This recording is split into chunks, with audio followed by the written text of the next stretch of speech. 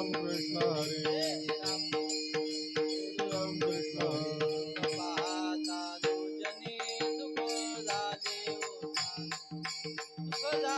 साजने सुख झाले हो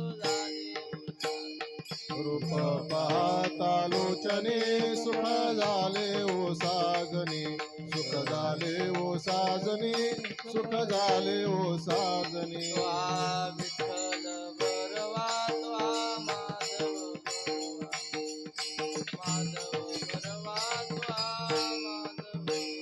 बरवा विठ्ठल बरवा तो माधव बरवा तो माधव बरवा तो माधव बरवा सुकृतांची जोडी म्हणून विठ्ठली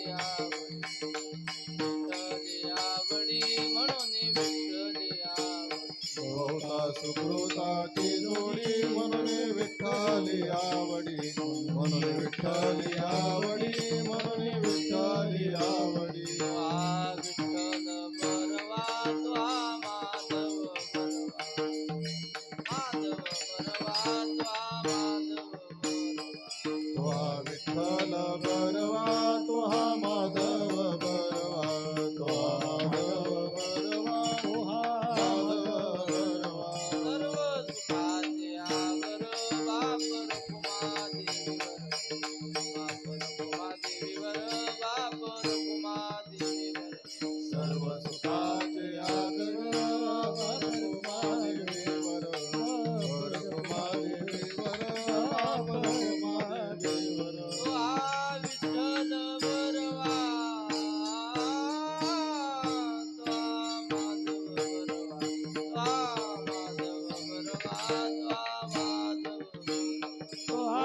विठ्ठल बरवा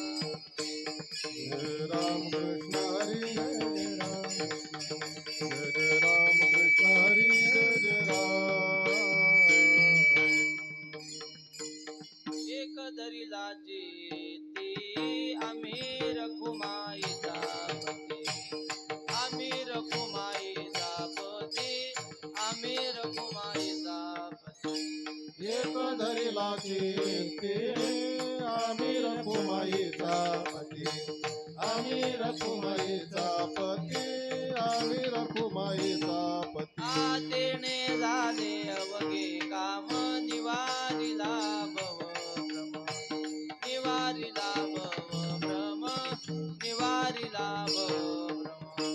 तेने झाले अवघे काम निवारिला भव भ्रम निवारिला भव भ्रम निवारिला भव भ्रम पर द्रव्य पर नारी झाली विषाची परी झाली विषाची परी झाली विषाची परद्रव्य पर नारी झाली विषाची परी झाली विषाची परी झाली विषाची परी तेने झाले अवघे काम निवारिला भव निवारिला भव रम निवारिला भव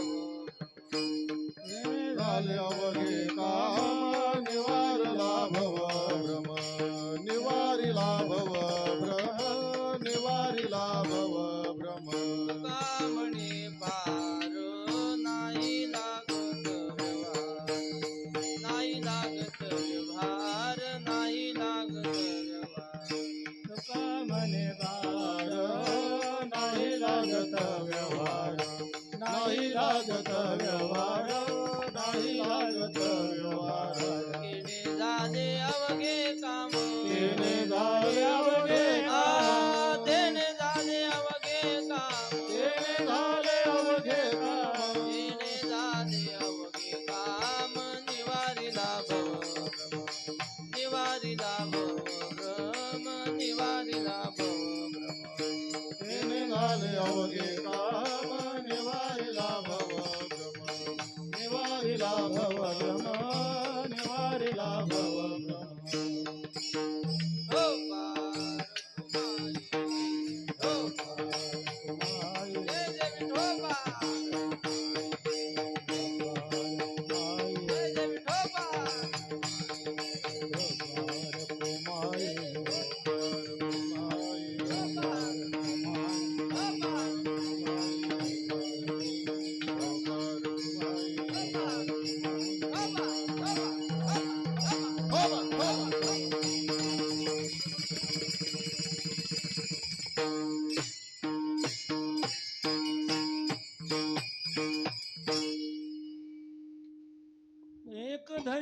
चिती एक धरिला चिती एक धरिला चिती एक धरिला चिती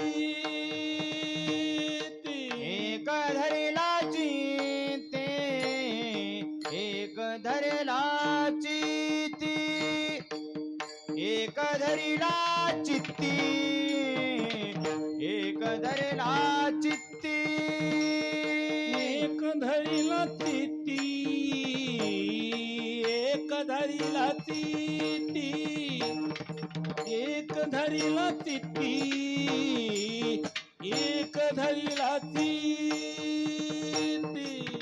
एक धरला चित्ती एक धरला चित्ती एक धरला चित्ती एक धरला चित्ती आम्ही रखुमाईचा पती आम्ही रखुमाईचा पती तेने झाले अवघे काम तेने झाले अवघे काम आम्ही रखुमाईचा पती आम्ही रखुमाईचा पती देणे झाले अवघे काम देणे झाले अवघे काम एक धरिला तिथी एक धरिला तिथी एक धरिला तिथी जलद एक धरिला तिथी एक धरला चित्ती एक धरला चित्ती एक धरला चित्ती एक धरला चित्ती आम्ही रखुमाईचा पती आम्ही रखुमाईचा पती तेने झाले अवघे काम तेने झाले अवघे काम आम्ही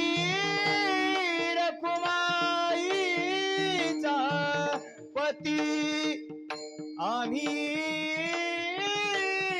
रखुमाईचा पती देणे झाले अवघे काम देणे झाले अवघे काम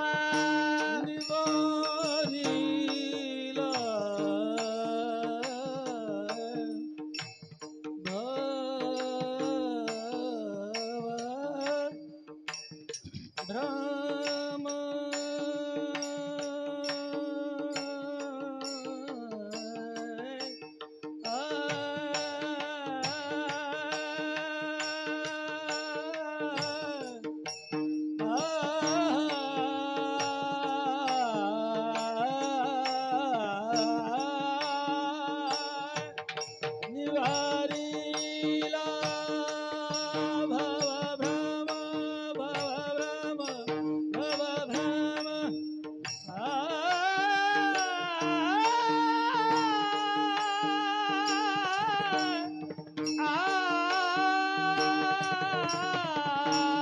निवारीला भव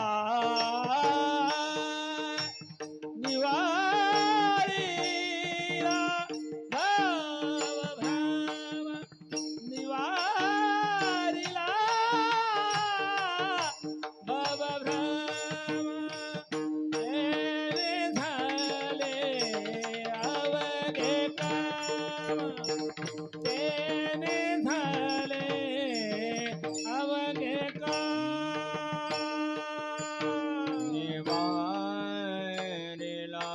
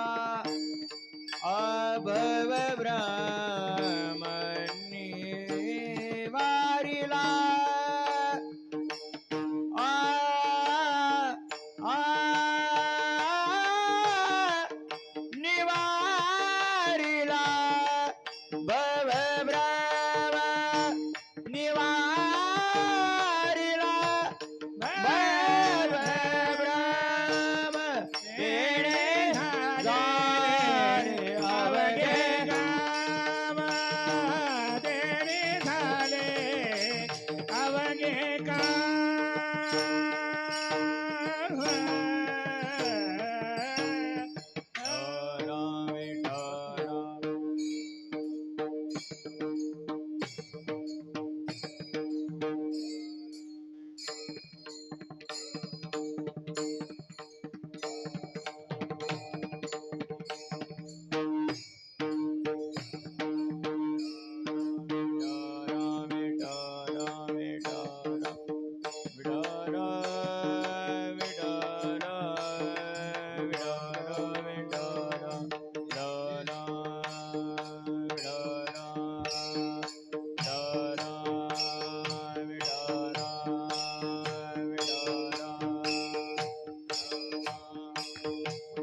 विठ्ठल विठ्ठल विठ्ठल विठ्ठल विठ्ठल विठ्ठल विठ्ठल विठ्ठल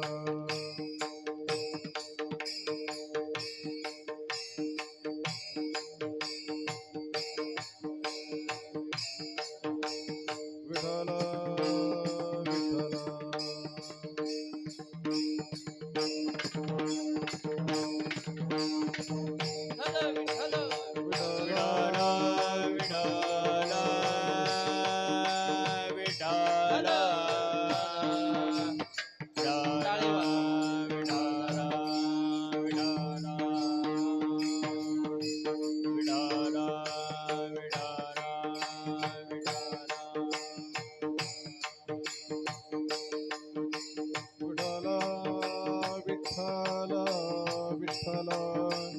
विठ्ठल विठ्ठल विठ्ठल विठ्ठल विठ्ठल विठ्ठल विठ्ठल विठ्ठल विठ्ठल विठ्ठल विठ्ठल विठ्ठल बोला पुंडलिक वरदारी श्री ज्ञानदेव तुकाराम. विठ्ठल विठ्ठल बोला पुंडलिक वरदारी विठ्ठल श्री ज्ञानदेव तुकाराम. पंढरीनाथ भगवान माऊली ज्ञानेश्वर महाराज जगद्गुरु तुकाराम महाराज सद्गुरुदेव महाराज वैष्णवासी व्यंकट स्वामी महाराज की जय.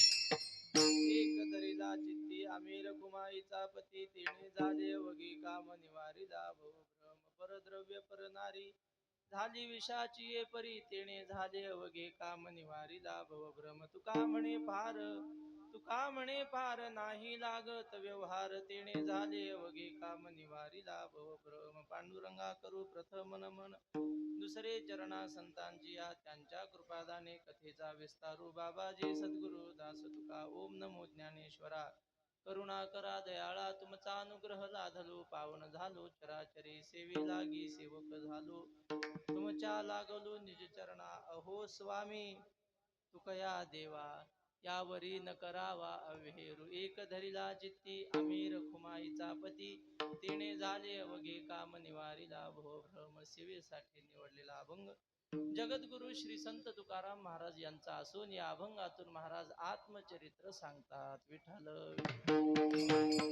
विठ्ठल विठ्ठल विठ्ठल विठ्ठल विठ्ठल भगवान पंढरीश पांडुरंग परमात्म्याच्या चरण सानिध्यामध्ये पुण्य सलीला चंद्रभागा मातेच्या पवित्र काठावर चालू असलेला अधिक मासानिमित्त हा नाम महोत्सव आणि या नाम महोत्सवातली मला वाटतं कितव्या दिवसाची सेवा आज?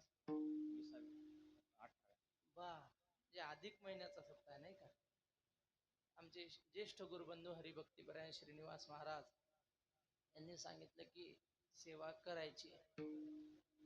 करायची याचं कारण असं आहे.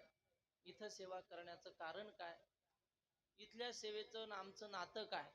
तर ज्ञानेश्वर महाराज सांगतात आईचं आणि लेकराचं जे नातं असतं ते आमचं या मठाचं नातं आहे. म्हणजे श्री गुरु जोग महाराजांच्या संस्थेमध्ये आम्हाला जे काही अध्ययन करण्याचं भाग्य प्राप्त झालं जोग महाराजांची संस्था म्हणजे बंकट स्वामीच आहेत ते. तिथं जे भजन केलं जातं त्या सगळ्या चाली स्वामींच्या आहेत. आपल्याला थोडा अधिकारवाणीनं मला शोभणार नाही ते बोलणं, पण वारकरी संप्रदायात जेवढ्या चाली आहेत, जसं ज्ञानेश्वर महाराज म्हणतात की या जगामध्ये जेवढं ज्ञान आहे ना ते ज्ञान व्यासोच्छिष्ट जगत्रय आहे, तसं या वारकरी संप्रदायातलं भजन म्हणजे स्वामींचा सगळा उष्टा प्रसाद आहे. विठ्ठल विठ्ठला विठ्ठला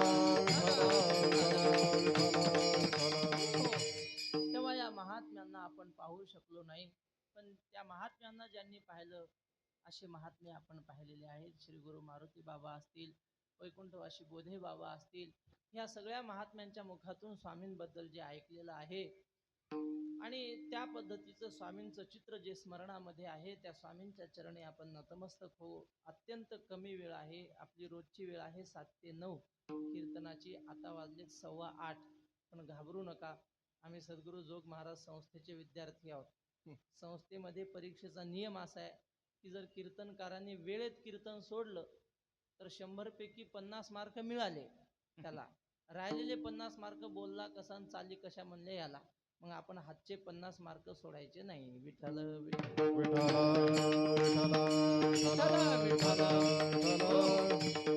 अभंग जगद्गुरु तुकोबारायांचा आहे. या अभंगातून महाराज आपलं आत्मचरित्र सांगतात.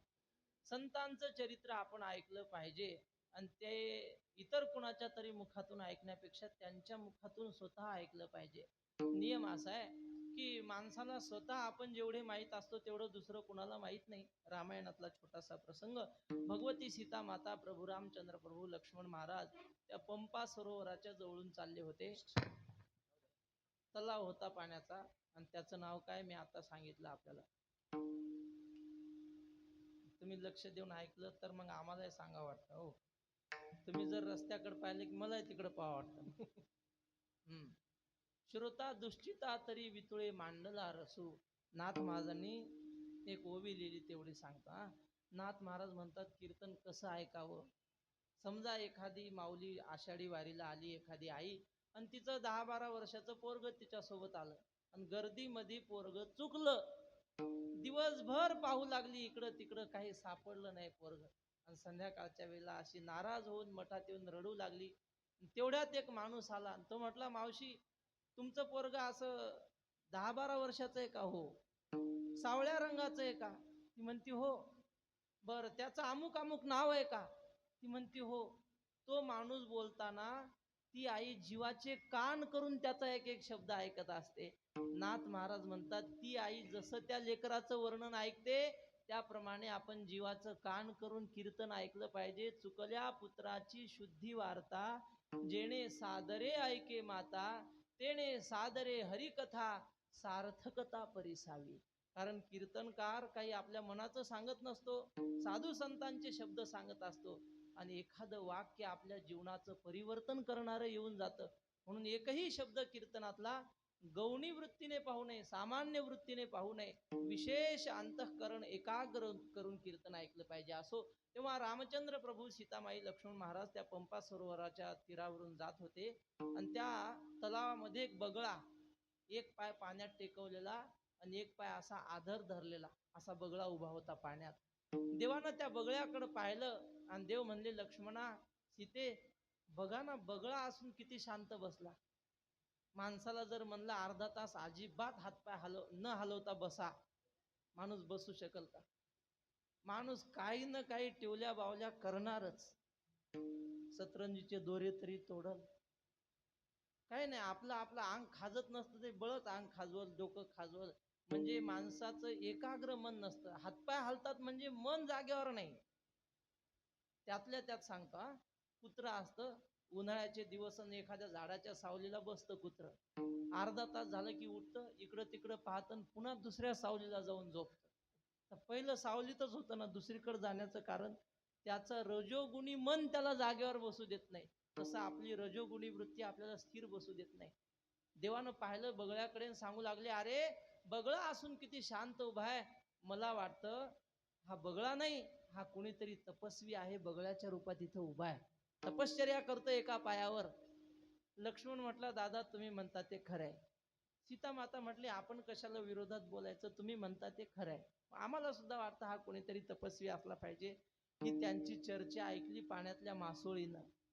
आणि पाण्यातली मासोळी वर येऊन सांगू लागली, ती म्हटली देवा कुणाला तपस्वी म्हणता, हा तपस्वी नाही, आम्हालाही वाटायचं हा तपस्वीच आहे, म्हणून पाया पडायला गेलो की हा मोक्षच देतो म्हणे आम्हाला, आमच्या पिढ्याच्या पिढ्या संपवल्या त्याने. हा कसा आहे ते आम्हाला विचारा. का सहवासी विजानियात चरित्रम सहवासी नाम. रोज सोबत राहणाऱ्या माणसाला कळतं हा माणूस कसा आहे. एकदा कीर्तन ऐकून महाराज किती हुशार आहेत हे ठरवू नये, त्यांना वारीत सोबत राहावं आणि मग जाणावं काकडा पाठ आहे की नाही. जाऊ द्या, द्या सोडून. तर सांगण्याचं कारण एवढं, सोबत राहणाऱ्या व्यक्तीला त्याचं चरित्र माहीत असतं एक, नाही तर त्याचं त्याला चरित्र माहीत असतं. खरं म्हणजे आपलं जेवढं आपल्याला माहीत असतं जगात कुणालाच तेवढं माहीत नाही. तेव्हा सगळ्या साधू संतांनी एकदा जगद्गुरु तुकाराम महाराजांना विनंती केली, महाराज आम्ही तुमच्या जीवनातल्या वेगवेगळ्या कथा कर्णोपकरणी ऐकत आलेलो आहोत, पण आम्हाला तुमच्या मुखातून तुमचं चरित्र ऐकायचं. तुकाराम महाराज म्हटले, अहो माझं चरित्र मी कसं सांगेन, शहाणा माणूस आपला मोठेपणा स्वतःच्या मुखाने सांगत नाही. कबीर महाराज म्हणतात की बडा बडाई ना करे बडा न बोले बोल, हिरा मुख से ना कहे लाख हमारा मोल. हिरा आपली किंमत स्वतः सांगत नाही मी किती किमतीचा आहे, तसं तुकाराम महाराज म्हटले मी माझा मोठेपणा माझ्या मुखाने सांगू शकत नाही. साधू संतांनी हात जोडले, महाराज ते काही असो, पण आम्हाला तुमचं चरित्र तुमच्या मुखातून ऐकायचंच आहे. महाराज म्हटले आता काय करावं, सांगू नये, पण आता तुम्ही सगळे विनंती करता म्हणून सांगतो. नये बोलो परी पाळिले वचन, नये बोलो परी पाळिले वचन, नये बोलो परी पाळिले वचन, नये बोलो तरी पाळिले वचन. गेलियाचा प्रश्न तुम्ही संती, गेलियाचा प्रश्न तुम्ही संते, गेलियाचा प्रश्न तुम्ही संते. महाराज म्हटले आता सांगू नये, पण आता तुम्ही म्हणताय तर सांगतो. साधू संत म्हटले, महाराज तुम्ही एवढा परमार्थ कमी वयात कसा काय प्राप्त केला, देव कसा काय प्राप्त केला. बरं जाऊ द्या, एवढ्या कमी वयात तुमची कीर्ती किती वाढली. अहो वाऱ्यासारखी कीर्ती वाढली होती तुकाराम महाराजांची. काही नाही, त्या काळात मोबाईल नव्हता, टीव्ही नव्हतं, पेपर काही नव्हतं, पण काय कीर्ती वाढली महाराज. देशोदेशीचे लोक यायचे तुकोबारायाच्या दर्शनाला. आणि मग त्या सगळ्या संतांनी विचारलं तुम्ही असं काय केलं म्हणून एवढी सिद्धी तुम्हाला प्राप्त झाली, देव प्राप्त झाला. तुकाराम महाराजांनी सांगितलं, हे बघा आम्ही काही केलं नाही, आम्ही फक्त एकट्या पांडुरंगाला अंतःकरणात मनामध्ये धरलं, हेच आम्ही केलं. महाराज अभंगाच्या प्रथम चरणात एका धरिला चित्ते, एक धरिला चित्ते, एक धरिला चित्ते, एक धरिला चित्ते. एका धरिला चित्ते, एक धरिला चित्ते, ओ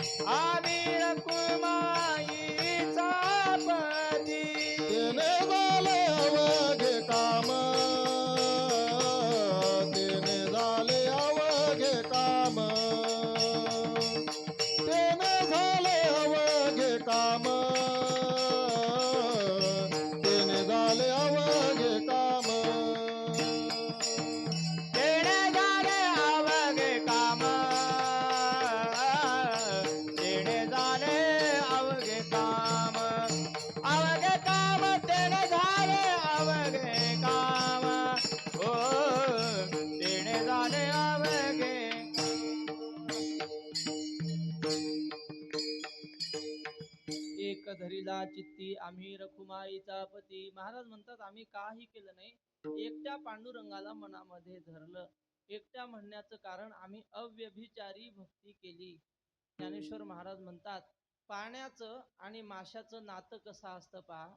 पाण्याच्या बाहेर मासा काढला की तो किती वेळ जिवंत राहतो, क्षणभर सुद्धा राहू शकत नाही, तळमळतो. जीवना वेगळी मासोळी आणि तैसा तुका तळमळी. आ जीव जिती जीवना जीव जिती जीवना संगे आणि मत्स्या मरण त्या वियोगे. काय तुकोबाऱ्याचं प्रमाणे आपल्या सगळ्यांना पाण्याची गरज आहे. आपल्या सगळ्यांना म्हणजे जगातल्या सगळ्या प्राण्यांना पाण्याची गरज आहे. आपण पाण्या वाचून जगू शकत नाही. पण समजा आपल्याला दिवसभर पाणी प्यायला भेटलंच नाही, आपण मरत नाही. पण माशाला जर दिवसभर पाणी नाही भेटलं तर मासा जगू शकत नाही. ज्ञानेश्वर महाराज म्हणतात सांगा, पाणी जास्त किमतीचं आहे का तूप जास्त किमतीचं आहे? किंमत कोणाची जास्त आहे? पैशावर सांगा, पैशावर. हा, किलोभर पाणी आपल्याला 1 लिटरची बाटली 10 रुपयात भेटते आणि इथं चौकात 2-5 रुपयात भरून भेटते. आणि तूप जर किलोभर म्हटलं तर 700-800, आळंदीत 2500 आहे. तुम्हाला सांगतो, शुद्ध तूप भेटतच नाही, गाईचं तूप. पण 2500 रुपयाचं तूप किलोभर आणि 10 रुपयाचं पाणी लिटरभर, किलोभर म्हणा. ज्ञानेश्वर महाराज म्हणतात त्या तुपामध्ये पाण्यापेक्षा जास्त गुण आहेत, हे खरंय. पण ती मासोळी म्हणते ते किती किमतीचं असलं मला ते चालत नाही, मला पाणीच पाहिजे. अगा पाणी या हुनी बहुवे, तुपी गुण कीड आहे, परी मीना काय होय आसने तेथ. तुपात मासोळी सोडली तर जगू शकत नाही, ते पाण्याशी अनन्य. तसं तुकाराम महाराज म्हणतात जगात आमच्या पांडुरंगापेक्षा श्रीमंत देव असतील, दिसायला चांगले देव असतील, पण आमचा कसा का असेना, काळा का असेना, पण आम्हाला पांडुरंगच पाहिजे. त्याच्याशिवाय आम्ही जगू शकत नाही. आम्हाला जर भजन करायचं असलं आम्ही दुसऱ्या देवाचं नाव गाणार नाही, एकट्या पांडुरंगाचंच. एक गावे आम्ही विठोबाचे नाम, एक गावे आम्ही विठोबाचे नाम, एक गावे आम्ही विठोबाचे नाम, एक गावे आम्ही विठोबाचे नाम, आणि कापे काम नाही आता, आणि कोट काम नाही आता, मोडून या वाटा सूक्ष्म दुकर, मोडून या वाटा सूक्ष्म दुकर. मोडून या वाटा सूक्ष्म दुस्तर, मोडून या वाटा सूक्ष्म दुस्तर. हो, रामायणातला प्रसंग आहे. रावणाने कुंभकर्णाला युद्ध करण्यासाठी उठवलं. भला मोठा होता कुंभकर्ण. श्री गुरु मारुती बाबा कुरेकर विनोदाने सांगतात कुंभकर्ण किती मोठा होता. म्हटले एक न्हावी बुवा कुंभकर्णाची दाढी करायला गेला. कुंभकर्ण झोपलेला होता आणि दाढी करताना काय झालं, त्या कुंभकर्णाने श्वास घेतला. त्याचं नाक म्हणजे डोंगराची मोठी गुफा असते असं भलं मोठं त्याचं शरीर, आणि श्वास घेतल्याबरोबर त्या न्हावी बुवाचा वस्त्राच गेला नाकात कुंभकर्णाच्या. आता वस्त्राशिवाय आपलं कसं काय चालणार, पोट त्याच्यावरच आहे. म्हणून वस्त्रा शोधण्यासाठी तो नाकात शिरला. तर भलं मोठं जंगल, भलं मोठा परिसर त्याच्यामध्ये शोधू लागला. इकडे तिकडे त्याला वस्त्रा सापडलं नाही. पण दुसरा एक माणूस भेटला मधात. त्याने विचारलं इकडं कसं काय. ह्याने सांगितलं काय नाही हो, आमचा वस्त्रा हरवला, 2 तास झालं मी शोधतोय. तो माणूस म्हटला वेड्या, वस्त्रा शोधायला आलास, 10 दिवस झाले माझे उंट हरवले ते सापडना, तुझा वस्त्रा कुठं घेऊन बसला. एवढा मोठा होता तो कुंभकर्ण. आणि तो युद्ध करण्यासाठी उठला, रणांगणावर आला. तो काय करायचा, अनेक राक्षस असे मुठीत धरायचे, आ करायचं, तोंडात ती राक्षस नाही, माफ करा, हा वानर, वानर असे मुठीत धरायचे, आ करून तोंडामध्ये टाकले. खायला म्हणून तो चावायचा, पण त्याचं तोंड एवढं मोठं होतं. नाथ महाराज म्हणले ते वानर कुंभकर्णाच्या कानातून बाहेर निघायचे. यानं तोंडात टाकले की ते कानातून बाहेर निघायचे. कुंभकर्णाच्या लक्षात आलं यांना आपण खाऊ शकत नाही. आता काय नाही तर नाही खाता आले पण चिरडून मारायचे म्हणे. आणि मग 10-5 वानर असे धरायचे आणि हातात चिरडून मारायचे, रक्ताच्या चिळकांड्या उडायच्या. असे अनेक वानर मारले आणि एक गंधमादन नावाचं वानर होतं, त्याला असा हातावर धरल्याबरोबर असा अचानक सुगंध पसरला. विठ्ठल विठ्ठल विठाल विठाल विठाल हो. कुंभकर्णाने त्या गंधमादनाला हातावर घेतल्याबरोबर एकदम सुगंध आला. इकडं तिकडं पाहिलं तर सुगंध येण्याचं काहीच कारण नाही.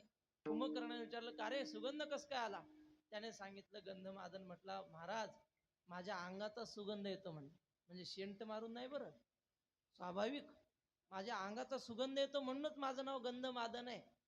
असं ऐकल्यावर कुंभकर्णाला वाटलं मग असं वानर आपल्या लंकेत पाहिजे, चांगले आपल्या परिसराला आपल्या वाड्याला शोभाईल त्याने. मग कुंभकर्ण म्हटला, हे बघ तुझा सुगंध येतोय ना, मी तुला मारणार नाही. तू काय कर, तू फक्त एकदा म्हण मी रावणाचा आहे रामाचा नाही, एवढं एकदा म्हण. असं म्हटल्यावर ती एवढूसच वानर ताडकन उभं राहिलं त्याच्या तळ हातावर आणि ते म्हटलं, कुंभकर्णा मी मरीन तर रामाचा म्हणून मरीन, रावणाचा म्हणून जगणार नाही. असं ऐकल्याबरोबर महाराज कुंभकर्णाने त्याला असं धरलं मुठीत आणि चिरडून मारून टाकलं. सुगंध देखोनी गंध मादन नाही, आपले मराठवाड्यात चालीत म्हणतात ना रामायणातल्या ओव्या, सुगंध देखोनी गंध मादन त्याचे केले अंगमर्दन, ऐसे पाडिले पाचही जन केले गर्जन कुंभकर्णे. असं त्या गंधमादनाला मारलं, पण गंधमादनाने जिवंत राहण्यासाठी पक्ष बदलला नाही, रावणाच्या बाजूने गेला नाही. तो म्हटला मरीन पण रामाचा म्हणून मरीन ना. तसं तुकाराम महाराज म्हणतात, कितीही देव श्रीमंत असले चांगले असले, आम्ही आमच्या जीवनाचा नियम ठरवून दिला की रखुमाईचा जो पती आहे पांडुरंग आहे, त्याच्याशिवाय आम्ही दुसऱ्या देवाकडे पाहणार नाही, आशा करणार नाही, त्यालाच चित्तामध्ये धरणार. पतिव्रते जैसा भ्रतार प्रमाण आम्हा नारायण तैशा परी. ज्ञानेश्वर महाराज म्हणतात, इतर लोकांचा स्वभाव असा असतो, लोक सारखे देव बदलत राहतात. एकादशीच्या दिवशी जेतुला पाडू आम्हासी, तेतुलाची नागासी पंचमीच्या दिवशी. चौथ पाहे, काल झाली का चतुर्थी? चौथ मोटकी पाहे गणेशाचाची होय, चावदशी म्हणे माये तुझाची ओ दुर्गे. झालं, एक वार झाला की तिथी बदलली की देव बदलला. पाठी सोमवार पावे आणि बेलेसी लिंगा धावे, ऐसा एकलाची आघवे जोगा विजो. ज्ञानेश्वर महाराज म्हणतात, ऐसा अखंड भजन करी उगा नोहे क्षण भरीन, आघवेनी गावद्वारी आहे व जैसी. आता या ओवीचा अर्थ सांगण्यासारखा नाही, समजून घ्या तुम्ही. म्हटले किती देव बदलले त्याला देव प्राप्त होत नाही महाराज, दर दिवशी देव बदलणाऱ्याला देव प्राप्त होत नाही. कोणता तरी एक धरावा ज्याच्यावर आपली श्रद्धा आहे. तुकाराम महाराज म्हणतात, आम्ही त्या पांडुरंगाला धरलं, त्यामुळं काय झालं, आमच्या जीवनातलं एकही काम शिल्लक राहिलं नाही. म्हणजे प्रापंचिकही आमची सगळी कामं देवानं केली आणि खरी गरज म्हणजे भवस्वर्ग आपला भव नदी तरुण जाण्याचा जी समस्या आहे, ती समस्या सुद्धा देवानं दूर केली. महाराज अभंगाच्या दुसऱ्या चरणात तेने झाले सर्व काम, तेने झाले सर्व काम, तेने झाले अवघे काम,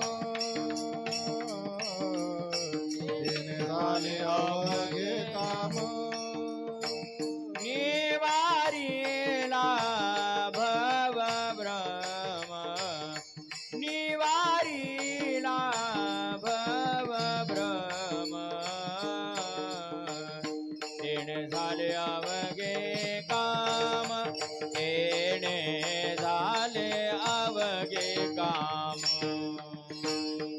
निवारीला भव भ्रम, निवारीला भव भ्रम, तेने झाले अवघे काम, तेने झाले अवघे काम.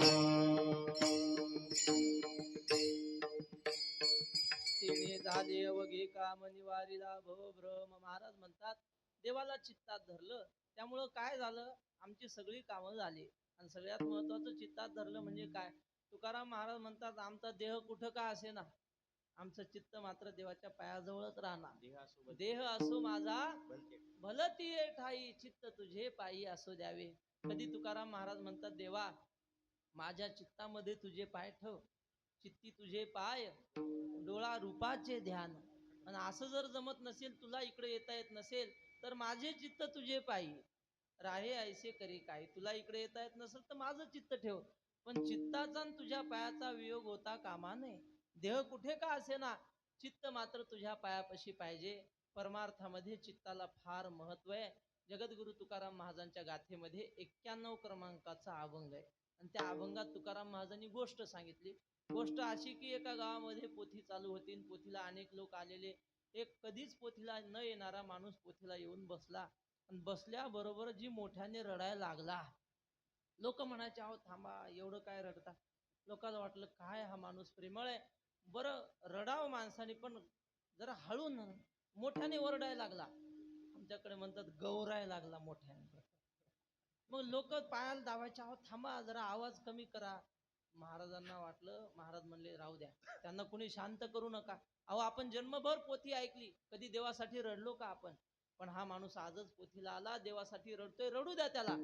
आणि मग त्याचं रडणं शांत झाल्यावर पुढे बोलवलं आणि विचारलं बाबा कोणत्या गावचे तुम्ही, किती तुमचं देवावर प्रेम आहे. तो म्हटला महाराज देवावर प्रेम वगैरे काही नाही. म्हणले का रडत होतात. तो म्हटला हे पा मी शेळ्या वळणार आहे, 10 दिवस झालं माझं बकरं हरवलंय म्हणे. आणि इथं येऊन रडण्याचं कारण असं, मी पोथीला येऊन बसलो, तुमची दाढी पाहिली, तुमची दाढी माझ्या बकऱ्याच्या दाढी सारखीच आहे बर. आणि त्या दाढीकडे पाहून बकऱ्याची आठवण झाली. बरं एवढंच नाही, तुम्ही मधी मधी असे 2 बोट करायचे. 2च तत्व आहेत म्हणायचे, ब्रह्म आणि माया. मिथ्य एक ब्रह्म सत्य आणि माया मिथ्या, असं 2 बोट करून सांगायचे ना. मला वाटायचं तुम्ही माझ्या बकऱ्याचे 2 शिंग दाखवायला लागले. तुम्ही 4 बोट करून 4 वेद दाखवायचे ना, मला वाटायचं बरोबर आहे माझ्या बकऱ्याचे 4 पाय सांगायला लागलेत महाराज. बर देखोनी पुराणिकाची दाढी, रडे स्फुंदे नाक ओढी, प्रेम खरे दिसे जना, भिन्न अंतरी भावना. तो बसलाय पोथीत, पण त्याचं मन कुठे आहे, बकऱ्याच्या मागे. तुकाराम महाराज म्हणतात देवा असं होऊ देऊ नको. आम्ही कुठे का असे ना, आमचं मन तुझ्या पायाजवळ पाहिजे. नाहीतर देह बसलाय कीर्तनात आणि मन घरी काय चालू असेल, ढोराला पाणी पाजलं असेल का नाही, पाऊस पडला असेल का, आऊत धरला असेल का पोरांनी, असं जर चित्तात चालू असेल तर मग आपण गावाकडेच आहोत. आणि घरची लोक विचार करतात, स्वयंपाक करता करता घरची माऊली विचार करत असेल, आता हे गेले असतील चंद्रभागेची आंघोळ करत असतील, आता दर्शनाच्या वारीला लागले असतील, आता देवाला पाहत असतील डोळे भरून, आता कीर्तन ऐकत असतील. असं तिच्या मनात चाललंय स्वयंपाक करता करता. तुकाराम महाराज म्हणतात खरं सांगू राग येऊ देऊ नका, ती गावाकडे असली तरी ती पंढरपुरातच आहे. विठ्ठल विठ्ठल हा हा विठ्ठल विठ्ठल विठ्ठल विठ्ठल हो हो. म्हणून तुकाराम महाराज देवाला प्रार्थना करतात, मागणी मागतात, देवा मला दुसरं काही नको, फक्त एकच दे, तुझा विसर न व्हावा, हेच दान दे गा देवा. बाकी काही नको. मी संसारात जरी गेलो, शेतातली घरातली कामं जरी करत असलो, तरी मनामध्ये सतत पंढरपुराचं चिंतन पाहिजे, अशी अवस्था मला पाहिजे. तुकोबाराय म्हणतात आम्ही हेच केलं, बाकी काही नाही.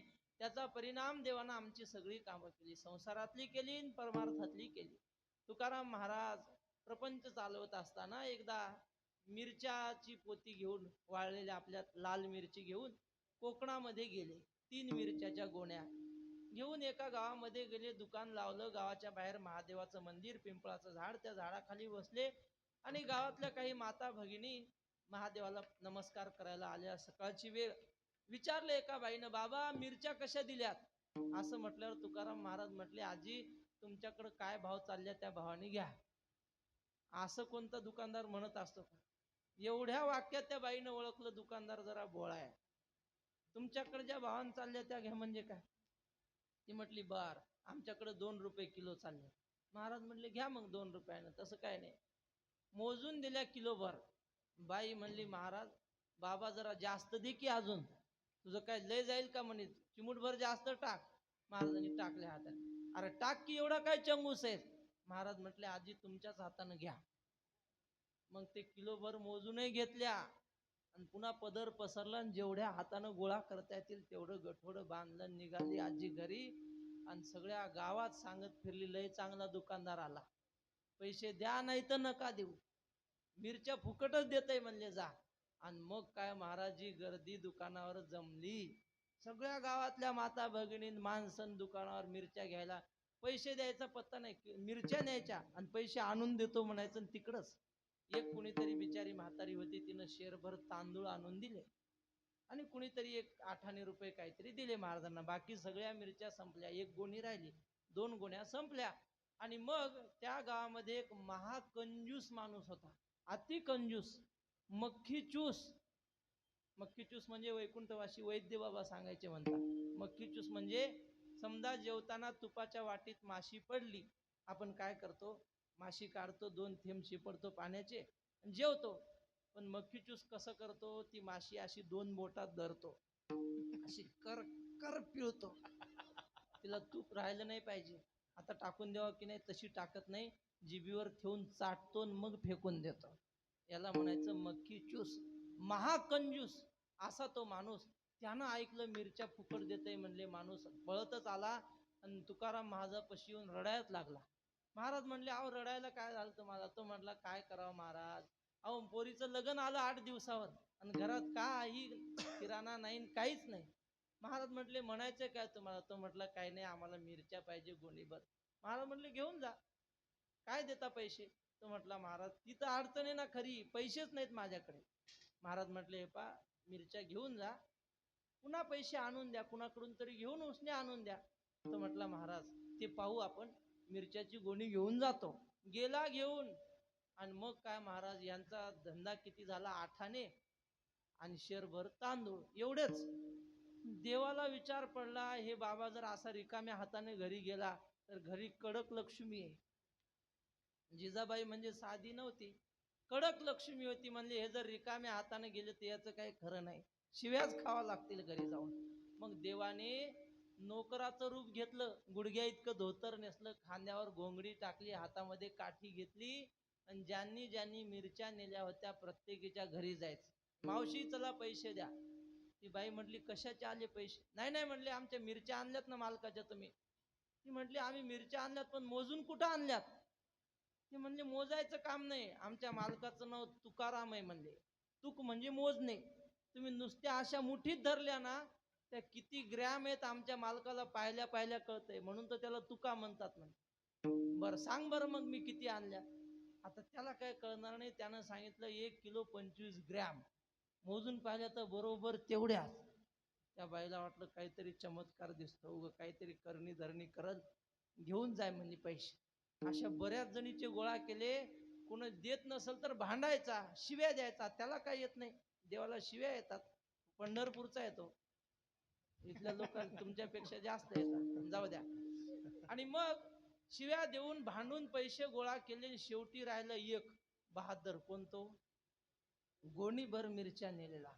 त्याच्या घरी गेले, चला पैसे काढा, गोणीभर मिरच्या आणला. तो म्हणला पैसे बिशे काही देणार नाही. अरे म्हणले गोणीभर मिरच्या आणल्या आणि पैसे देत नाही म्हणतो. देणार नाही, जा काय करायचं ते कर. तो म्हटलं काय करायचं ते कर. दोरीच घेऊन आला होता लांब, दाव, दारात लिंबाचं झाड होतं मोठं, एका फांदीवर ती दोरी टाकली, फास केला तयार, गळ्यात फास घातला, मरतो म्हणे तुझ्या दारात जीव देतो.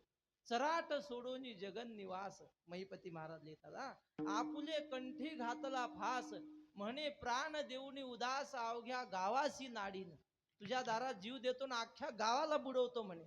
आणि मग काय महाराज असं भांडण सुरू झाल्यावर लोकांना बोलवावं लागतंय का चला भांडण पाहायला म्हणून. हे लोक जमले भांडण पाहायला, गर्दी. गावातल्या बाया म्हणल्या काय झालं रे असं कराय? तो म्हटलं पैसे देत नाही, गोणीभर मिरच्या आणल्या. बाया म्हणल्या हे असाच आहे, कधी सप्त्याला देणगी नाही, कधी कोण्या चांगल्या कामाला पैसे देत नाही, उष्ट्या हातानं कावळा उडवला नाही. आणि तुझ्या पैसे देत नाही म्हणले, फाशी घ्यायला निघाला, बायाने चपला काढल्या आणि त्या घरात शिरल्या, कसा पैसा देत नाही ते पाहत, आणि त्याला चांगला काळा निळा होस तर मारला. त्या बायांनीच पैसे काढले घरातले आणि ह्याला दिले. असे सगळ्याचे पैसे गोळा करून आणले तुकाराम महाराज पुढे गठोडं ठेवलं आणि म्हटले, महाराज मी या गावचा पाटील आहे, तुमचे उपकार आमच्या गावावर कशाला ठेवावं, हे तुमचे पैसे तुम्ही घेऊन जा. महाराज म्हटले, अहो तुम्ही कशासाठी कष्ट घेतले, आम्हाला आमच्या काम होतं ते. नाही नाही म्हणले, राहू द्या. आणि ते गठोडं ठेवल्यावर महाराज म्हटले, आता तुम्ही आमचं एवढं काम केलं तर आता आल्या सरशी जेवून जा. महाराजांनी ते तांदूळ शिजायला ठेवले होते मडक्या. ते म्हणले, जेवतो पण जेवायला काय? म्हणले, काही नाही, पांढरा भात शिजायला टाकला. म्हणले, नुसता भात कसा खायचा? तूप आणतो म्हणले गावात जाऊन. मग महाराजाकडे तांब्या होता. जुन्या वारकऱ्याकडे तांब्या आणि घोंगडी कायम सोबत असायची. महाराज श्री गुरु बंडा तात्या म्हटले, सद्गुरु जोग महाराज कीर्तनाला कुठेही गेले त्यांची वळकटी कायम सोबत असायची, म्हणजे जोग महाराजांची. तसं महाराजांकडे तांब्या होता, तो तांब्या दिला. हा माणूस गावात गेला, तूप घेऊन आला आणि दोघही जेवायला बसले. महादेवाचं मंदिर होतं. महादेवानं पाहिलं, देवन भक्त जेवायला बसलं, आपण कवर उपाशी राहा म्हणे. महादेव आले कुंभमेळ्यातल्या साधूचं रूप घेऊन, दिगंबर साधू, अलख निरंजन. तुकाराम महाराज म्हटले, या बुवा जेवायला. आणि मग काय महाराज, महादेव, पांडुरंगन, तुकाराम महाराज तिघही जेवायला बसले. हे सगळं मी आपल्याला का सांगितलं? तुकाराम महाराज म्हटले, आम्ही त्याचं भजन केल्यामुळं तेने झाले अवघे काम, त्यानं आमचं सगळं काम केलं. नुसतं हेच नाही, संसारातलं निवारिला भवभ्रम, आमचं भवनाम सगळं संसार नष्ट केला, अज्ञान रूपी भ्रम नष्ट केला. हे सगळं देवानं केलं. पण मग साधू संत म्हणायचे, महाराज हे सगळं तुमचं झालं खरं, पण म्हटले आम्ही असं ऐकलं की जेणे विठ्ठल मात्रा घ्यावी तेने पथ्ये सांभाळावी. ज्याला भक्ती करायची असेल, पांडुरंगाची सेवा करायची असेल, त्यानं काहीतरी पथ्य सांभाळावीच लागतं जीवनामध्ये. तुम्ही काय पथ्य सांभाळली हो? तुकाराम महाराज म्हणतात, आम्ही दोन गोष्टी विषासारख्या समजल्या. परद्रव्य परनारे झाले विषाची परी, झाली विषाची परी, झाली विषाची परी. परद्रव्य परनारी झाली विषाची परी, झाली विषाची परी, झाली विषाची परी. परद्रव्य परनारे झाली विषाची परी, झाली विषाची परी, झाली विषाची परी. परद्रव्य परनारी झाली विषाची परी, झाली विषाची परी, झाली विषाची परी. हो, या पंढरपुरामध्ये एक राका कुंभार होते. त्यांच्या पत्नीचं नाव वंका, मुलीचं नाव बंका. तिघेही या पंढरपुरामध्ये राहायचे. शेत लाकडं आणायचे गोळा करून आणि विकून त्याच्यावर घर चालवायचा, असा त्यांचा व्यवसाय. आणि एके दिवशी ती बंका म्हणजे त्या राका कुंभाराची मुलगी कपडे धुवायला गेली आणि नामदेव महाराजांची लिंबाई नावाची मुलगी, जवळजवळ दोघी सारख्या वयाच्या 13-14 वर्षाच्या असतील, दोघी कपडे धुवायला आल्या. चंद्रभागेवर कपडे धुताना ते महिला मंडळींना एक सवय असते, त्यांना आपटल्याशिवाय कपडे धुता येत नाहीत. खरं की खोटं सांगा? मग ती एक पोरगी आपटू लागली. ते आपटता आपटता पाणी उडालं हिच्या अंगावर, दुसरीच्या. ती म्हटली, अगं नीट कपडे धु की तुझं पाणी माझ्या अंगावर येतंय. ती म्हटली, लय चांगली लागून गेलीस, लय चांगल्या बापाची लागून गेलीस. असं काहीतरी भांडण दोघीचं झालं. भांडण झाल्यावर ती जी राखा कुंभाराची पोरगी होती, ती म्हटली, काय ग तुझा बाप विना घेऊन सगळ्या लोकांना सोंग दाखवतो, लय भक्त असल्यासारखा, म्हणजे नामदेव महाराजांना, लय तुझा बाप सोंग करतो, आपल्या हातानं देव काय जेवला आणि लोकांना सांगत फिरतो, असं म्हणू लागली. ती म्हटली, तुझा बाप तर भिकारी आहे, काय तुझ्या बापाला लय घरात साठवून ठेवला असेल म्हणे, बाहेर भिकारपणा दाखवतो. अशी दोघीची भांडणं झाली. दोघी आल्या घरी आणि घरी आल्यावर नामदेव महाराजाची पोरगी लिंबाई, तिनं सांगितलं, बाबा ती राका कुंभाराची मुलगी तुम्हाला म्हणत होती ढोंग करतो, तिचा बाप काय लय भक्त आहे का मोठा? नामदेव महाराज म्हटले, हे बघ मी काही सांगू शकत नाही तो कसा आहे, मी देवाला विचारतो. नामदेव महाराज गेले, देवाला विचारलं, देवा तो राका कुंभार खरंच भक्त आहे का हो तुमचा, खरंच गरीब आहे का तो? असं म्हटल्यावर देव म्हटले, नामदेवा आता काय म्हटले, आपण प्रत्यक्ष पाहू, तुला दाखवतो नेमका कसा आहे. आणि मग राका कुंभार, वंका आणि बंका ती मुलगी, तिघही जण लाकडं आणायला जंगलात गेलेले. आणि मग देव, रुक्मिणी आणि नामदेव महाराज त्यांची परीक्षा पाहायला आले. समोरून राका कुमार येत होता. रुक्मिणी मातेनं आपल्या हातातलं सोन्याचं कंकण काढलं आणि रस्त्यावर टाकलं. राका कुमार थोड्या वेळाने आले, पाहिलं तर कंकण पडलेलं आहे, सोन्याचं आहे. म्हटले आपण घेऊ नये ते. माऊलीने असं लिहिलंय, पाहता पृथ्वीचे मोल थोडे, ऐसे अनर्घ्य रत्न चोखडे, देखे दगडाचे निपाडे निचाडू ऐसा. महात्म्याला सोन्या नाण्याची किंमत नाही. सोने रुपये आम्हा मृत्तिके समान, मातीसारखं वाटतं. राका कुंभाराने काय केलं, ते सोनं पाहिलं, घेतलं नाही, पण मनात विचार आला मागून आपली पत्नी येते. बाया माणसाला सोन्याचं जास्त आकर्षण असतं, म्हणून मुठभर माती घेतली आणि त्याच्यावर टाकली आणि पुढे गेले. हे सगळे लपून पाहत होते नामदेव महाराज, रुक्मिणी माता, पांडुरंग दुरून पाहत होते काय होतंय ते. मागून त्यांची पत्नी आली वंकाबाई. तिनं पाहिलं इथं आपले मालक थांबले होते, काय असेल बरं इथं. माती जरा दूर लोटली आणि पाहिलं तो सोन्याचं कड आहे. ती म्हटली बरोबर आहे, आपलं आपण घेऊ नये म्हणून माती टाकली, पण मी तरी कशाला घेऊ, आपलं नाहीच ते. पण मागून पोरगी येते, तिला काही कळत नाही, लहानशी आहे. पुन्हा माती घेतली आणि त्याच्यावर 2 ओंजळी माती टाकली, पुढे गेले. बंका म्हटले आई इथं थांबली, बाबा थांबले होते, काय असेल बरं इथं. तो ढीग बाजूला करून पाहिला तर त्यात सोन्याचं कडं दिसलं. जी भली मोठ्याने रडू लागली. आई बापाला वाटलं हिला काही चावलं का काटा मोडला, धावतच आले, का रडतेस ग बाई. असं म्हटल्यावर ती म्हटली आई बाबा मला लाज वाटते, तुमच्या पोटी मी का जन्म घेतला असेल. म्हटले असं का म्हणतेस, तुम्ही इथं का थांबला होतात, माती का टाकली सांगा. ते म्हटले अगं तू घेशील हे कडं म्हणून माती टाकली. ती बंका म्हटली आई बाबा तुम्ही सोन्यावर माती टाकली नाही, तुम्ही मातीवरच माती टाकली.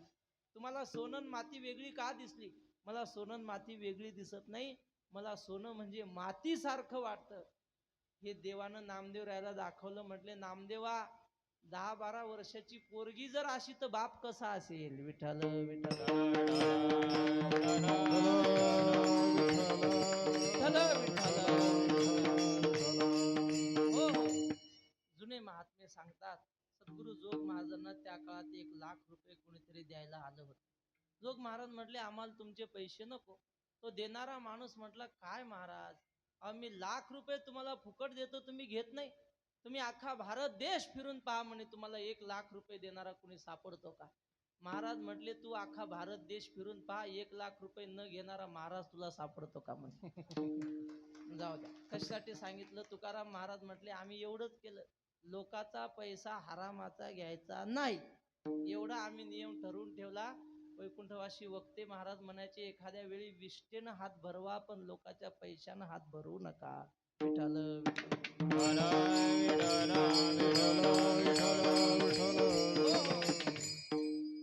सद्गुरु सदा महाराज वारकरी आहेत, काही नाही पाठांतर नाही, काही कुठं वेदांत शिकले नाही, काही नाही, पण जीवन असंय महाराज.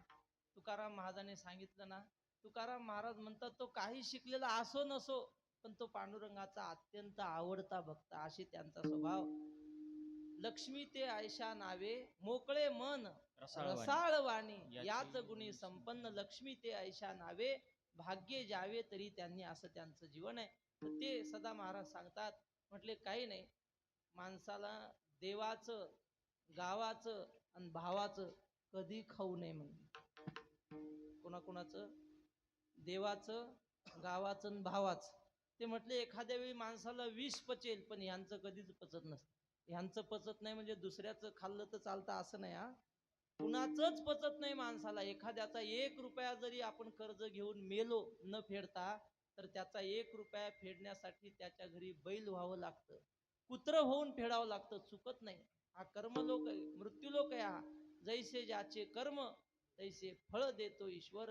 व्यास महर्षी म्हणतात 1000 गायी असल्या आणि तिथं जर वासरू सोडलं, ते वासरू बरोबर आपल्या आईपाशीच जात की नाही, गायीपाशीच जातं. यथा धेनु सहस्रेषु वत्सम विंदती मातरम, तथा पूर्व कृतम कर्म कर्तारम अनुगच्छती. म्हणून कुणाचं कधी पैसा घेऊ नये. सगळ्यात महत्वाचं तुकाराम महाराज म्हणतात आम्ही आमच्या जीवनामध्ये 16 जीवन जगलो. वैकुंठवासी निकम बाबांनी श्री गुरु मोठे कदम माऊलींना एक अभंग सांगितला होता. माऊलींनी सांगितलं, ते म्हटले माझा गाथा पाठ झाला आणि मी निकम बाबाच्या दर्शनाला गेलो आणि विचारलं बाबा आता पुढं कसं जीवन जगावं. तेव्हा श्री गुरु निकम बाबांनी अभंग सांगितला. ते म्हटले एकच सांभाळायचं, परद्रव्य परनारी यांचा धरी विटाळा. काय परद्रव्य परनारी येथुनी जो दुरी सो वळातो, हे अभंग बाबांनी सांगितले म्हटले. तसं आमच्या जीवनात आम्ही परनारीला विषासारखं समजलं. फक्त एक प्रसंग सांगतो आणि थांबतो.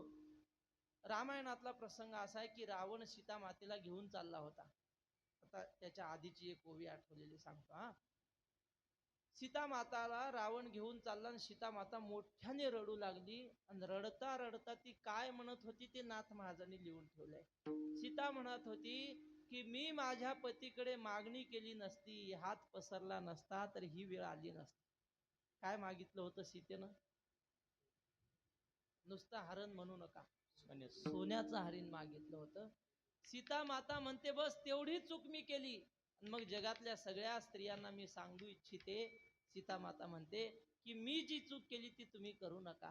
भ्रतारा पाशी जे मागणे ते स्त्रियेचे निंद्य जिने, मागण्या निमित्त मज रावणे आकर्षणे निजबंधी. सीता माता म्हणते मी माझ्या पतीकडे मागितल्यामुळे असं झालं ना, म्हणून जगातल्या कुठल्या स्त्रीने पतीकडे मागणी करू नये. जर ती स्त्री सतत मागत असेल नवऱ्याला हे द्या ते द्या, तिच्या जगण्यात काही अर्थ नाही. तुम्हाला खोटं वाटत असेल तर भावार्थ रामायण पहा, त्यात हा प्रसंग पहा. माझ्या मागण्याची कथा माझी मजची पडली घाता, बंदी पडले लंकानाथा श्री रघुनाथा अंतरले. अशी सीता माता रडत होती. रडता रडता तिनं काय केलं, आपल्या कानातले फुलं, गळ्यातले काही सोन्याचे अलंकार होते, हातातले काही सोन्याच्या बांगड्या होत्या, सगळे अलंकार बाजूबंद वगैरे सगळं काढलं, एका चिंकामध्ये कापडामध्ये बांधलं, ते गाठोडं खाली टाकलं. कशासाठी?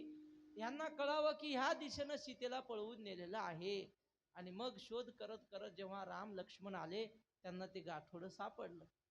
रामप्रभूनं ते गाठ सोडली, लक्ष्मणाच्या पुढे धरलं आणि विचारलं, लक्ष्मणा हे बाजूबंद तुझ्या वहिनीचे आहेत का बघ रे. लक्ष्मण म्हटलं दादा मला नाही सांगता यायचं. मग नथ दाखवली, म्हटलं ही तुझ्या वहिनीची आहे का? लक्ष्मण म्हटलं दादा हेही मला माहित नाही. कानातली कुंडल दाखवली, ही बघ बरं वहिनीची आहेत का? लक्ष्मण म्हटलं दादा हेही मला सांगता यायचं नाही. आणि मग शेवटी पायातलं जोडवं दाखवलं. म्हणले लक्ष्मणा हे तुझ्या वहिनीचं आहे का बघ बरं. लक्ष्मण म्हटलं हो दादा हे जोडवं माझ्या वहिनीचंच आहे.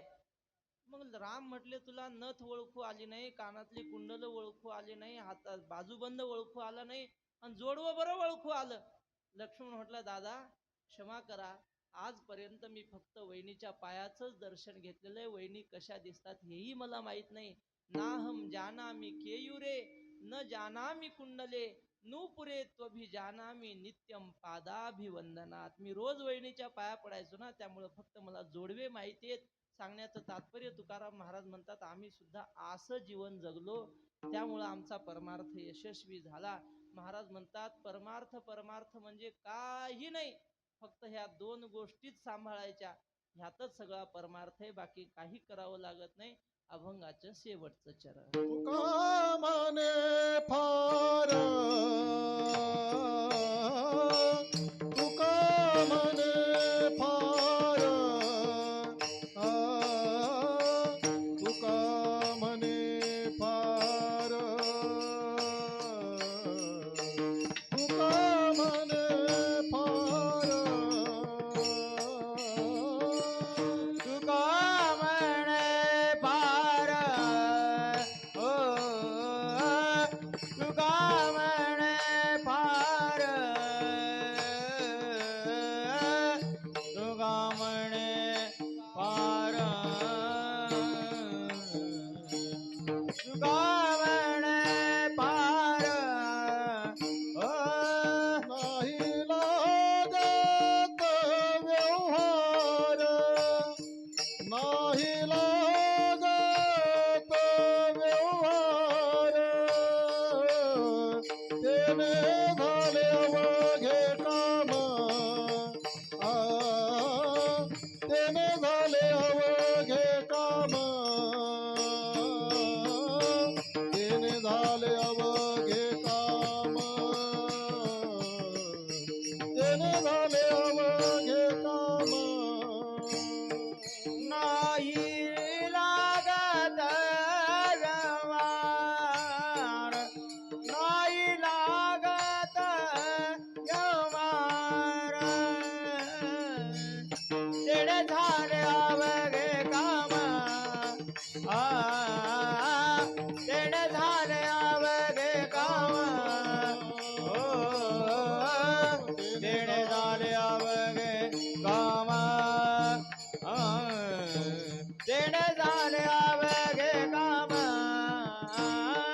निवारिला भव भ्रम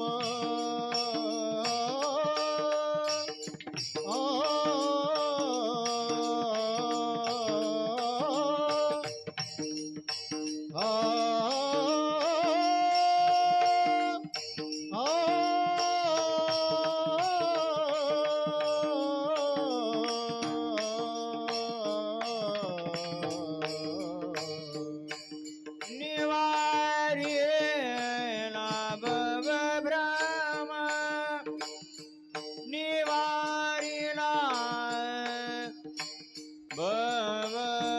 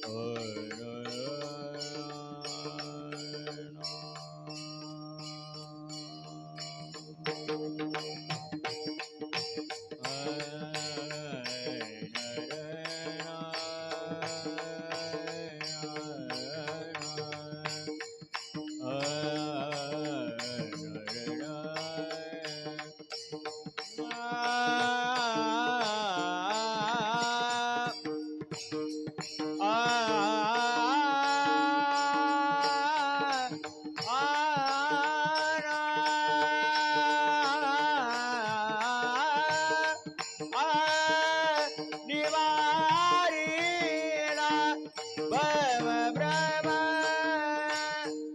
निवारिला निवारिला निवारिला निवारिला भव भ्रम भव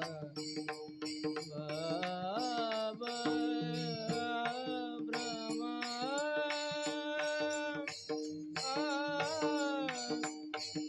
भव भ्रम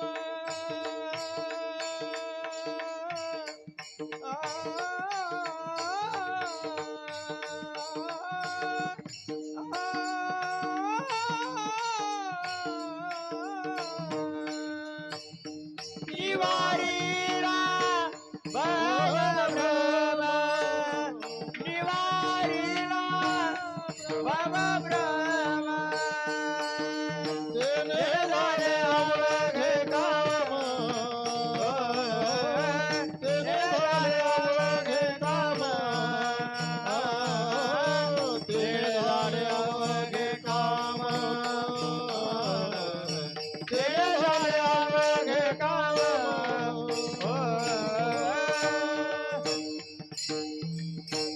अभंगाच्या चारही चरणाचा भावार्थ झाला असं समजून एकदा सगळ्यांनी अंतःकरणपूर्वक भजन करू.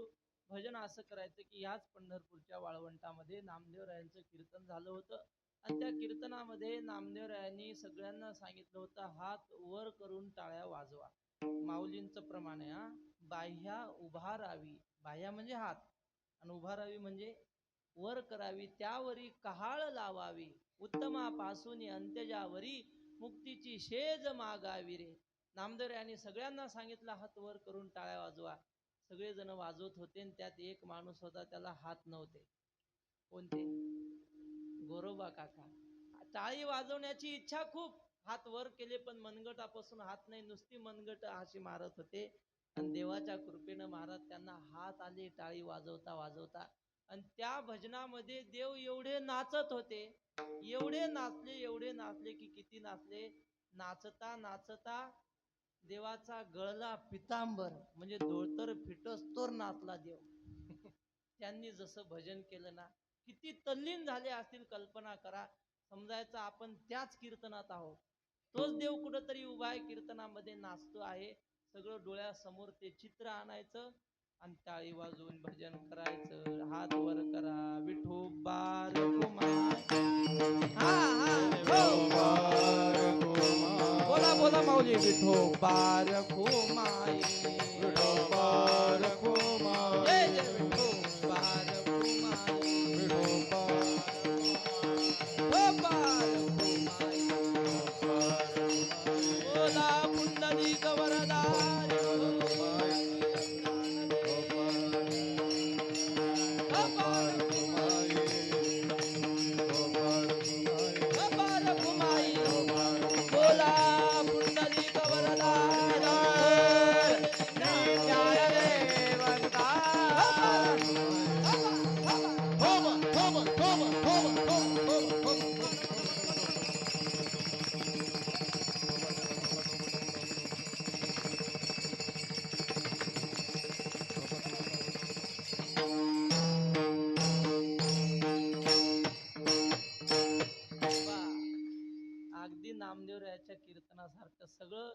असल्यासारखंच आहे, फक्त कीर्तनकार सोडून.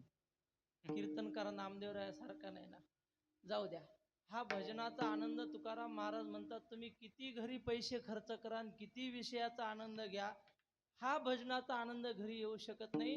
विठ्ठल विठ्ठल म्हणा वेळोवेळा, आणि हा सुख सोहळा स्वर्गी नाही, स्वर्गात सुद्धा भेटणार नाही. हा आनंद घ्यायचा असेल तर आपल्याला कीर्तनातच यावं लागेल, पंढरपूरलाच यावं लागेल. असं पुण्यक्षेत्र भूवैकुंठ पंढरपूर.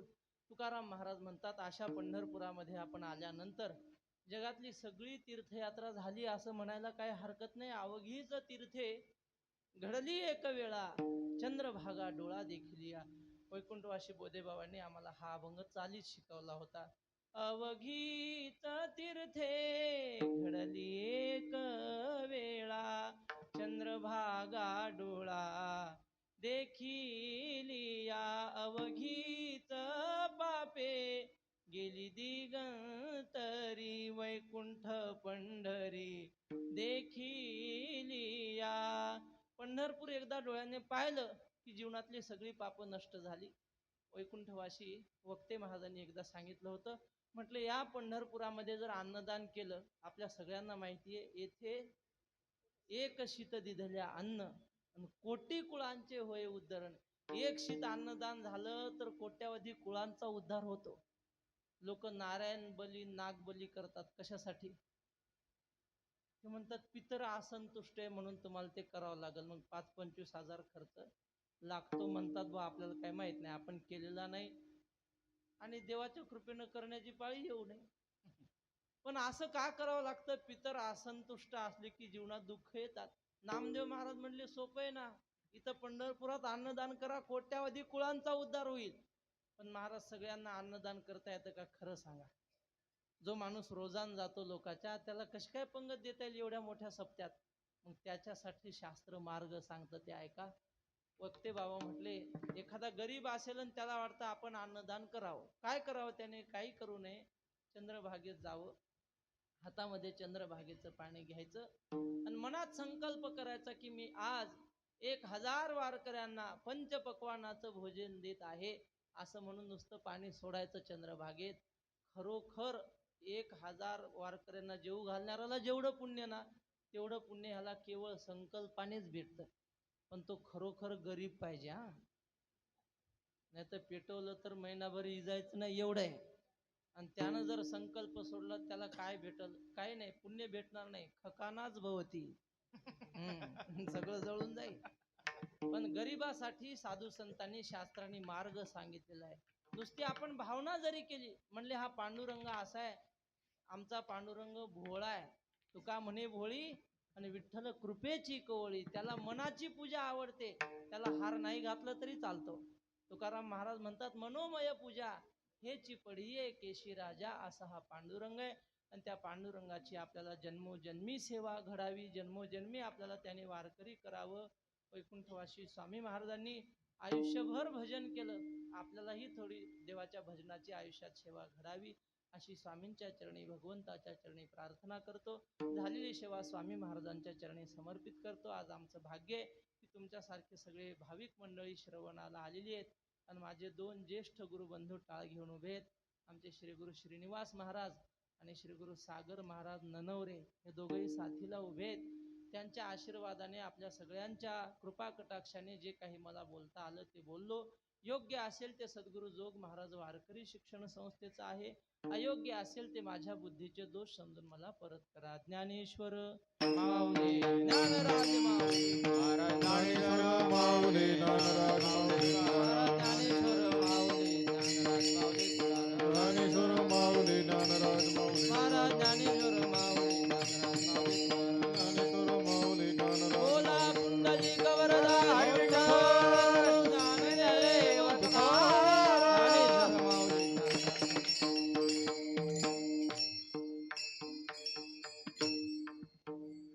तुका म्हणे फार नाही लागत व्यवहार, तेने झाले अवघे काम, निवारिला भव भ्रम.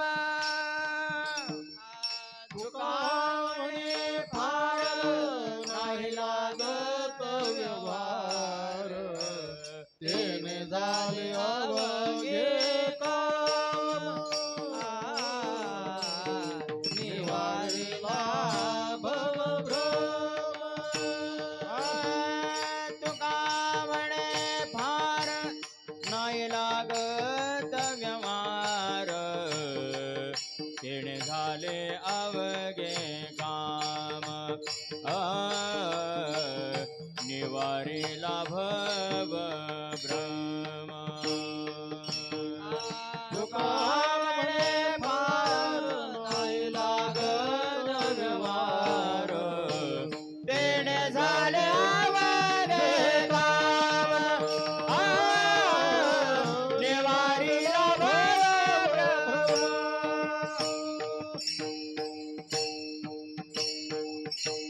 विठ्ठल जय विठ्ठल जय जय विठ्ठल जय विठ्ठल जय जय विठ्ठल जय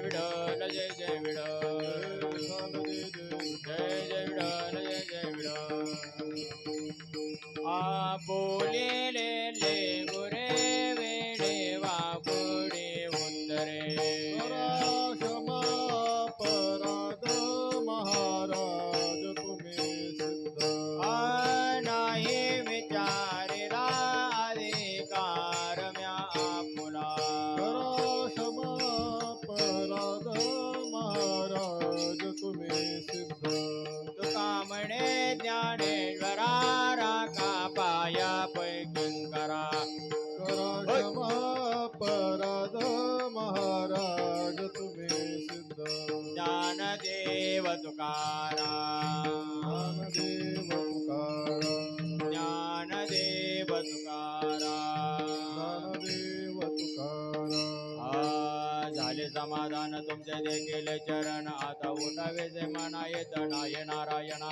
सर्वाडी कपणे येते सापडविले केणे आता उठावे जे मना येत नाय नारायणा तुका म्हणे भोग केला निवारून आला गा आता उठावे जे मना येत नाय नारायणा करुणी आरती चक्र पाणी व वाळते आजे पुरले नवाचा धन्य काळ आजे पाव सकाळ पुण्यवंत तुम्ही बाळा आजे पुरले नवाचा धन्य काळ आ तुका वाई टाळ हुका सन्निध जवळे आजे पुरले नवाचा धन्य काळ आजे तुका वाई टाळी ओबा धन्य जवळे आजे पुरले नवाचा धन्य काळ आजे प्रेम आरते गोविंद देव वाढते धन्य धन्य धन्य जन नित्य करते अवलोकन बाळप्रौढांनी मुग्ध व वाढते परमानंद धन्य धन्य देलो जन नित्य करते अवलोकन नामा महिने केशवाते जे पुणे राहील तटस्थ धन्य धन्य देलो जन नित्य करते अवलोकन आरती ज्ञान राजा महाकैवल्य तेजा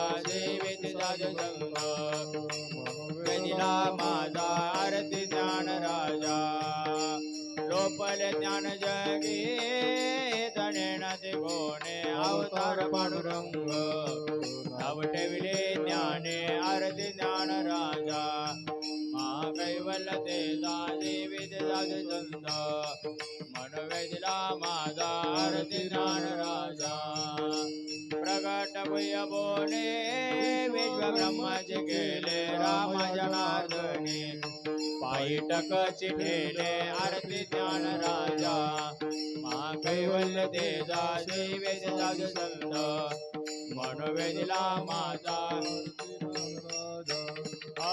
आरती तुकारामा स्वामी सद्गुरु धामा सच्चिदानंद मूर्ती फायदा कवियामा आरती तुकारामा राघवे जागराज पाषाण तारिले दैसत गोबागे अभंगर केले आरती तुकारामा स्वामी सद्गुरु धामा सच्चिदानंद मूर्ती फायदा कवियामा आरती तुकारामा तुकिता तुरणे ते ब्रह्म तुकाशी आले म्हणून रामेश्वरी चरणी मस्तक ठेविले आरती तुकारामा स्वामी सद्गुरु धामा सच्चिदानंद मूर्ती पायी राघव्यामा आरती तुकारामा जय देव सद्गुरु पंकज स्वामी महाराजा अवतारा पुरा केवळ हरे भक्ति काजा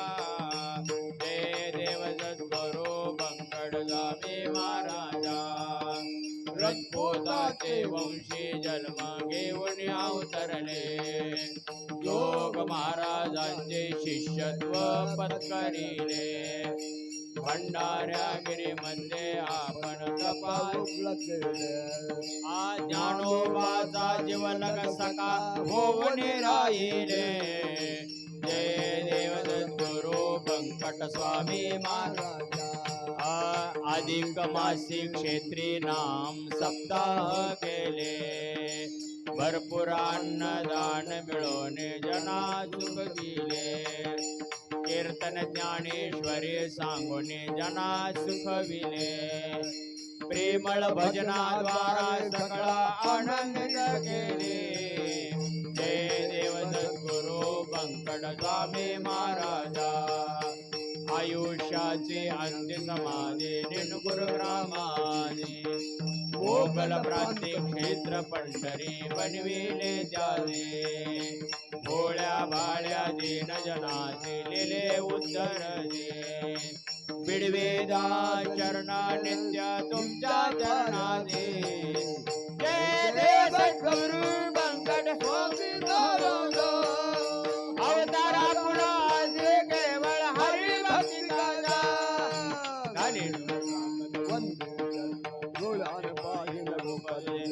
प्रेम आलिंगन आनंद पूजन भावे वाळे नमणे नामा डोड रुक्माय डोपा रुक्माय डोड रुक्माय